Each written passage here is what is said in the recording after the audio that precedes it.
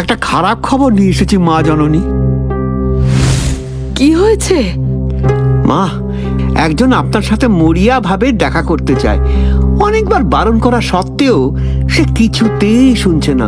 বলছে তার নাকি অনেক সম্পত্তি চুরি গেছে, সে পথে বসে গেছে। তাই তার সমাধান চেয়ে আপনার কাছে এসেছে। আমাদের এখানে চুরি? সে কি? যেখানে জমিদার বাবু উপস্থিত সেখানে তো কোনো মানুষ ন্যায় বিচার পাবে না, এটা হতে পারে না। আমাদের মনে হয় বিষয়টা একটু দেখা উচিত। হ্যাঁ হ্যাঁ গণেশ, তুমি ঠিকই বলেছ। চলো চলো, আমি নিজে গিয়ে ব্যাপারটা খতিয়ে দেখতে চাই।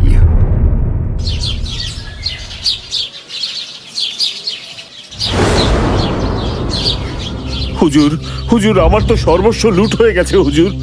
আমার সব গয়নাগাটি, ধন সম্পত্তি সব চুরি হয়ে গেছে। সে তো শুনলাম, কিন্তু এই ঘটনাটা ঘটলো কিভাবে? আমি জানি না হুজুর। আমি তো প্রত্যেক দিনের মতো আমার সিন্দুকের ভেতর সব গয়নাগাটি রেখে ঘুমিয়েছিলাম। সকালে উঠে দেখি সিন্দুক ফাঁকা।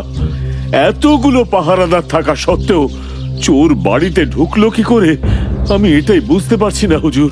আমি কিছুতেই বুঝতে পারছি না। সে কি, তোমার বাড়িতে পাহারাদারও আছে? আমি ব্যবসায়ী মানুষ, ব্যবসার কাজে এই রাজ্য সেই রাজ্য ঘুরে বেড়াই, আর সেজন্য আমার বাড়ি অধিকাংশ সময় ফাঁকা থাকে হুজুর। বাড়িতে সিন্দুক ভর্তি টাকা পয়সাও থাকে। ফাঁকা বাড়িতে চুরি হয়ে যাওয়ার সম্ভাবনা বেশি বলে বাড়িতে তিনজন পাহারাদার রেখেছিলাম। গণেশ, এই তুমি ওনার সাথে ওনার বাড়ি যাও আর পুরো বিষয়টা সেখানে গিয়ে খতিয়ে দেখো। যথাজ্ঞা হুজুর।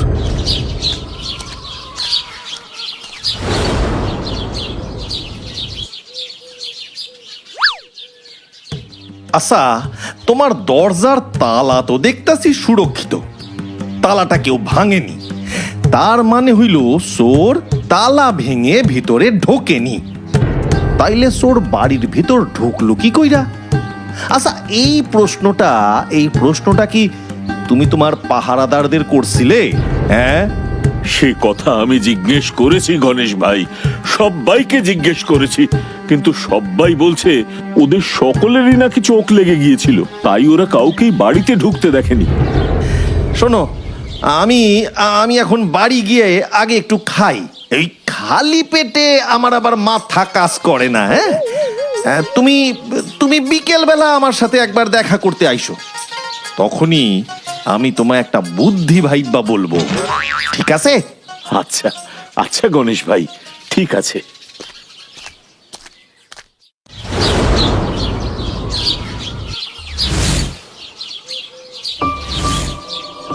হ্যাঁ, এগুলো আবার কি? লাঠি? এগুলো নিয়ে আমি কি করব গণেশ ভাই? শোনো, এইগুলা হচ্ছে জাদু লাঠি। আমি আমার গুরুদেবের ধ্যান কইরা এক মন্ত্র এই লাঠিগুলায় ফুঁকে দিয়েছি। এইবার এই লাঠি তোমারে বলে দেবে কে আসল চোর। হ্যাঁ, বলে দেবে আসল চোরকে? কিভাবে? শোনো, তুমি এই 3টে লাঠি তোমার 3জন পাহারাদারদের হাতে তুলে দিবে। তাদেরকে কইবে যে এটা হইল জাদু লাঠি। এই লাঠিটা তারা যেন রাতে নিজের বালিশের পাশে রেখে ঘুমায়। এই লাঠি চোরের সান্নিধ্যে আসলেই রাতারাতি 4 আঙ্গুল লম্বা হয়ে যাবে। ব্যাস, তারপর সকালবেলা সেই লাঠিগুলা নিয়ে সকলে যেন এইখানে জমিদার বাবুর সামনে এসে হাজির হয়। ওই 3 জনের মধ্যে যার লাঠি 4 আঙ্গুল লম্বা হয়ে যাবে সেই হইল আসল চোর। জয় গুরু, জয় গুরু, জয় গুরু, জয় গুরু। এবার তুমি পথ দেখাও গুরুদেব, এবার তুমি পথ দেখাও।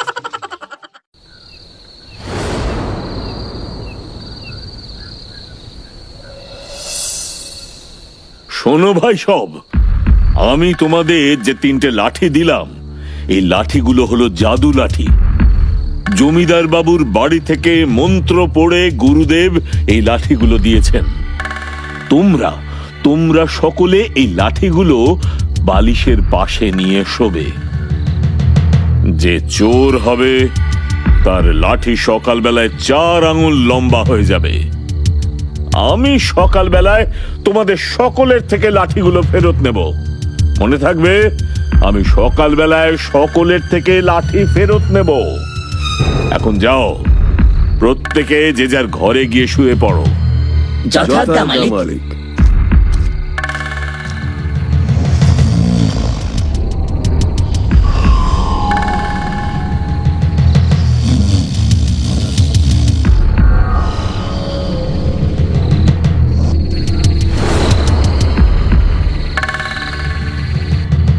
উফ, আমি তো বুঝতেই পারছি না হঠাৎ এই জাদু লাঠিটা কোথার থেকে এসে পড়লো।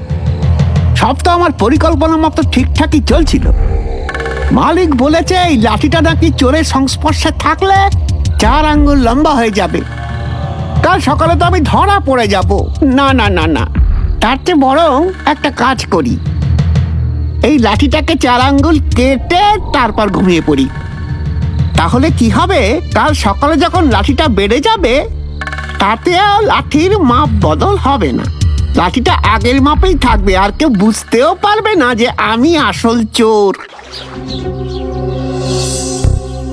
এই নিন গণেশ ভাই, আমি লাঠিগুলো কার কোনটা সেটা 1, 2, 3 সংখ্যায় লিখে এনেছি। বাহ বাহ, এইটা তুমি খুব ভালো কাজ করছো। এবার আর চোর পালাইতে পারবে না। দেখি দেখি, আচ্ছা এই 1 নম্বর লাঠিটা কার? আগে হুজুর, আমার। বেশ, এই 2 নম্বর লাঠিটা কার? আগে হুজুর, আমার। বেশ বেশ, আচ্ছা এই 3য় লাঠিটা কার? আগে মালিক, আমার। জমিদার বাবু, এই 3 নম্বর পাহারাদারি হইল আসল চোর। মানে আমি চোর? কি বলছেন হুজুর, আমি কোনো চুরি করিনি। আমি তো কিছুই বুঝতে পারছি না গণেশ। আমি বোঝাই বলতাছি। আসলে হুজুর, এই লাঠিগুলা কোনো মন্ত্রপুত লাঠি নয়। এগুলা খুবই সাধারণ 3টে লাঠি মাত্র। আমি মিথ্যে কইছিলাম যে এই লাঠিগুলা হইল জাদু লাঠি। আমি রটায় দিয়েছিলাম যে এই লাঠি চোরের সংস্পর্শে আইলা পরের দিন সকালবেলা 4 আঙুল লম্বা হইয়া যাবে। এর ফলে চোর ভয় পেয়ে লাঠিটা তার নিজের মাপের থেকে ইতিমধ্যে 4 আঙুল কেটে ছোট করে দিয়েছে। যেহেতু তার নিজের মনে পাপ, তাই সে ভেবেছিল লাঠি বড় হয়ে যাওয়ার আগেই লাঠিটা কেটে ফেলা বুদ্ধিমানের কাজ হইবে। তাইলে সে আর ধরা পড়বে না। কিন্তু এটা তো কোনো জাদু লাঠি নয়। তাই এই 3টে লাঠির মধ্যে এই লাঠিটাই 4 আঙুল ছোট হয়ে গেছে হুজুর। চমৎকার গণেশ, চমৎকার। সত্যি তোমাকে যত দেখি আমি মুগ্ধ হয়ে যাই। তুমি আমার সভার রত্ন, তুমি আমার সভার রত্ন।